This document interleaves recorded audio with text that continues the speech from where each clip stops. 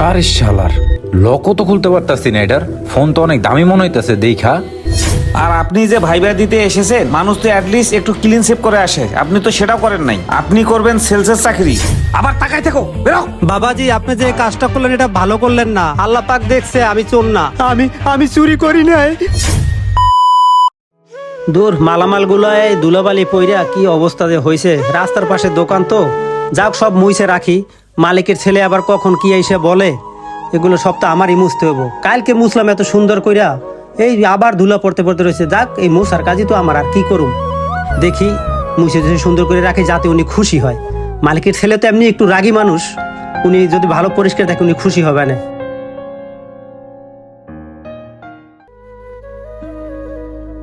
2 দিন থেকে দোকানে আসতে পারি নাই, দোকানটারে যে কি করে রাখছে যাই দেখি আগে। বাড়িতে ছেলেটার সাথে একটু ভিডিও কলে কথা বলা লাগতো। আর বুড়াই গেল কই, আরে তো দেখি না। মোবাইল চাপতেছে, বুড়া বয়সে ভীমরতি ধরছে। ফোন দিলাম ধরে না। আরে বাবাজি কখন আসছেন আপনি? কখন আইছি আপনার তো সেই খেয়াল নাই, মোবাইল একটা নিয়ে পড়ে আছেন। কোন কাস্টমার আসলো গেল সেটা নিয়ে তো আপনার কোনো ভ্রুক্ষেপ নাই, আপনি আসেন তো এই মোবাইল নিয়ে পড়ে। আর ওইখানে যে একটা জুতার র্যাক ছিল সেটা কি হয়েছে, বিক্রি হয়েছে আজকে? আর এখানে বসে থাকলে কি কাস্টমার আসবে? ডাইনে বাইরে তো মানুষ 2-4 জনের ডাকে, ভাই আসেন। ওইটা তো বাবা ওই র্যাকটা আরো 2 দিন আগে বিক্রি হয়েছে, আজকে না শুধু একটা আলমারি বিক্রি করলাম। 2 দিন আগে বিক্রি হয়েছে মানে? আমি যেদিন যাই সেদিনও তো শুয়ের একটা ছিল। আরে বাবা, আপনি শুধু শুধু উত্তেজিত হইতেছেন। আপনার না ওই দিন কোন আত্মীয় আসছিল, তারে আপনি দিলেন না? আপনার পরিচিত দেখেই তো আপনি মেমো ছাড়াই তারে দিলেন। আমি রানা কাজে, আমার কাছে আজ পর্যন্ত কোনো ভুল হয় নাই। আর আমি র্যাক বিক্রি করছি আমি জানি না, আত্মীয়রে দিয়ে দিছি। মানে এখন শোরুমে চুরি করাও শুরু করে দিছেন আপনি? আরে বাবাজি, এটা তুমি কি বললা?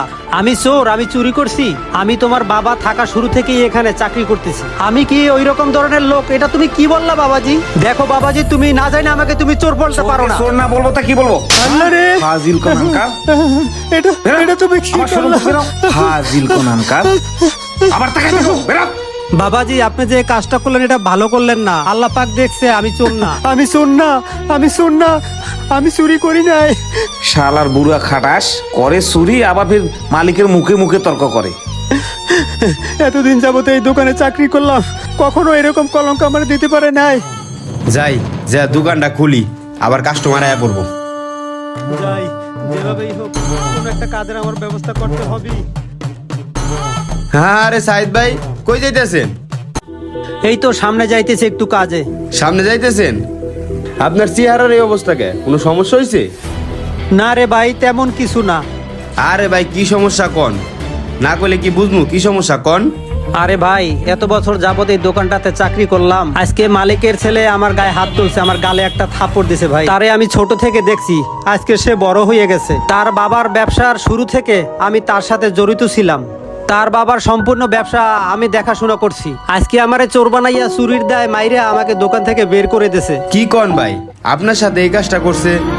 আপনি তো এরকম না, আপনারা তো অনেক আগে থেকেই চিনি। ভাই এত বছর থেকে তো আমারে চিনছেন ভাই, আমি কি ধরনের লোক। এখন আমারে বাইর করে দিয়েছে, এখন কোথায় যাব কি করব ভাই, আমার মাথায় কিছুই কাজ করতেছে না। আরে ভাই টেনশন করার কি আছে, টেনশন করার কোনো কারণ নাই। রিজিকের মালিক আল্লাহ, ও তো আপনার লগে অন্যায় করছে, ওর ফলও পাইবো। আপনার কাজের দরকার তো চলেন, আমি আপনার কাজের ভাও করে দিতাছি। ঠিক আছে ভাই, চলেন।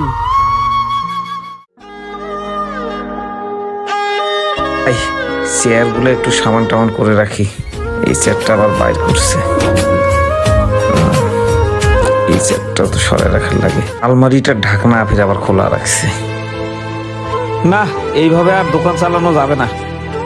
দেখি আজকে দোকানের বাইরে একটা লোক নিয়োগের জন্য সার্কুলার দেয়ার লাগবে, না হইলে একা সম্ভব হবে না। আজকে আর লেট করে লাভ নাই, বন্ধুদের সাথে একটা পার্টি আছে, যাই। কাকা আজকে আর দোকান খোলা রাখার দরকার নাই, বুঝছেন? ঠিক আছে। আপনিও চলে যান। ঠিক আছে আজকে খোলা মামা, রাখার আমি দরকার তালা নাই। দিয়ে চলে যাবো নি। আচ্ছা ঠিক আছে, যান। ঠিকানাটা তো এইখানে মনে কইলো, ওইটা নাকি যায় দেখি। হ্যাঁ এটাই তো, যাই দেখি কেউ আছে নাকি ভিতরে। আচ্ছা, ওই তো একজন দেখা যায়, এরই তো দেখতে মালিকের মতো লাগতেছে। আসসালামু আলাইকুম স্যার, আসতে পারি? ওয়ালাইকুম আসসালাম। স্যার আমি ওই অনলাইনে জবসের একটা সার্কুলার দেখে আপনার এখানে আসছি আর কি। তো আপনার এই লোকেশনে দেখে আসলাম স্যার। আমার খুব দরকার স্যার, জবের জন্যই আসছি স্যার। আমার একটা জব খুব দরকার স্যার। ও আচ্ছা আচ্ছা আচ্ছা, হ্যাঁ বিডি জবসে আমি একটা সার্কুলার দিছিলাম অবশ্য সেলসম্যানের জন্য। তো আপনি এসেছেন না? আচ্ছা আসেন বসেন। জি স্যার, থ্যাংক ইউ স্যার। কথার ভাও তো ভালো না, আল্লাহ জানে কি জিগায়। স্যার তো এখন কি করণীয় যদি একটু বলতেন আর কি আপনি। কাজ তো বুঝাই দিব, সমস্যা নাই। তো তার আগে আমি একটা ছোট করে কথা বলি। আপনি একটা চাকরির ভাইবা দিতে এসেছেন, সেক্ষেত্রে আপনার সিভি কোথায় বলেন তো? আর আপনি যে ভাইবা দিতে এসেছেন, মানুষ তো অ্যাটলিস্ট একটু ক্লিন শেপ করে আসে, আপনি তো সেটাও করেন নাই। আপনি করবেন সেলসের চাকরি। না আসলে কি স্যার, মানে ওই পকেটে টাকা ছিল না তো স্যার, তাই সিভিটা বানাইতে পারি নাই। আর দাড়ি স্যার আমি তো কখনো কাটি না স্যার, এটা তো নবীর সুন্নত। তো কি করব স্যার এখন, মানে যদি স্যার এইসব ছাড়া যদি স্যার আমাকে চাকরিটা দেন আমার অনেক উপকার হয় স্যার। আচ্ছা এর আগে আপনি কোথাও কি কোনো সেলসের চাকরি করছেন, কাজ করছেন? না স্যার, আসলে আমার তেমন কোনো অভিজ্ঞতা নাই এই বিষয়ে। তবে স্যার একটা কথা, আমার একটা চাচা ছিল স্যার গ্রামে, আমি তার দোকানের সবকিছু দেখাশোনা করতাম, ধরতে গেলে আমি তার ম্যানেজারই ছিলাম স্যার। সবেই বুঝলাম, মানে মুদি দোকানের ব্যবসা আর আমার এই আলমারি শোকেস বিক্রির ব্যবসা কিন্তু এক না। তারপরও যেহেতু আপনি কষ্ট করে আসছেন, সমস্যার মধ্যে আছেন, একটা পরীক্ষা নেওয়াই যেতে পারে। আচ্ছা ধরেন এই ফোনটা, এটা আপনি আমার কাছে বিক্রি করবেন, এটা বিক্রি করে দেখান তো।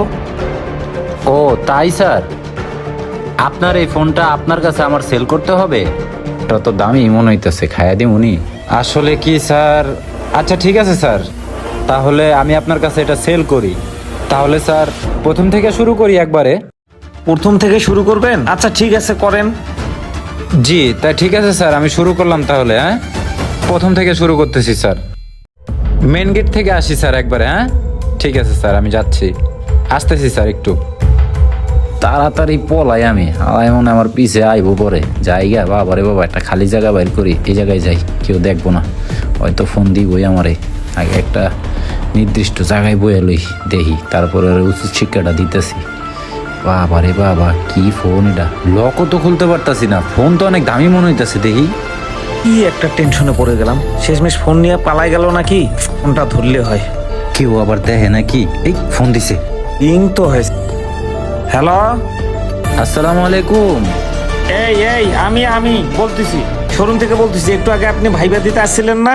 হ্যাঁ হ্যাঁ হ্যাঁ, জি জি জি স্যার বলতেছেন। জি স্যার বলেন। এই আপনি ফোন নিয়ে কোথায় গেছেন? ফোন নিয়ে গেছি স্যার, আপনি না বললেন যে আপনার এই ফোনটা আপনার কাছে বিক্রি করতে, তাই তো আমি একটা কোনায় চলে আসছি। সেলস করতে আপনি কোথায় গেছেন? সেলস করার জন্য আপনি ফোন নিয়ে চলে যাবেন, এটা কোনো কথা? স্যার এটা তো আমার পলিসি স্যার, এখন আমি কি করব স্যার বলেন। আপনার ফোনটা যদি নিতে হয় স্যার, এখন এটা আমার থেকে কিনে নিতে হবে। হ্যাঁ হ্যাঁ ফোন নিব তো আপনি চলে আসেন, চলে আসেন শোরুমে চলে আসেন। আচ্ছা ঠিক আছে, আপনার ফোন কিনে নেবো। বলেন তো কত টাকা দিতে হবে? স্যার আপনার মোবাইল তো স্যার, যেহেতু সেল করতে বলছেন ওই পলিসি অনুযায়ী দামটা আপনি আগে বলেন স্যার, যে আপনি এটা কত দিতে চাচ্ছেন। কেমনটা লাগে? ফোনের দাম তো হইলো 50,000 টাকা। 50,000 টাকা দিব, আসেন ফোনটা আমি নিয়ে নিচ্ছি। 50,000 টাকা দিলে কি আর স্যার হয়? সেটের দাম না হয় 50,000 টাকা আছে, আর এটার মধ্যে যে স্যার আপনার মহা মূল্যবান ডকুমেন্ট গুলা, ওইটার কি কোনো মূল্য নাই? ওইটা সহ আপনি আমার 1.5 লক্ষ টাকা দিলে আমি আপনারে দিয়ে দিতে পারি স্যার। বেশ, আমাকে ব্ল্যাকমেল করা শুরু করছে।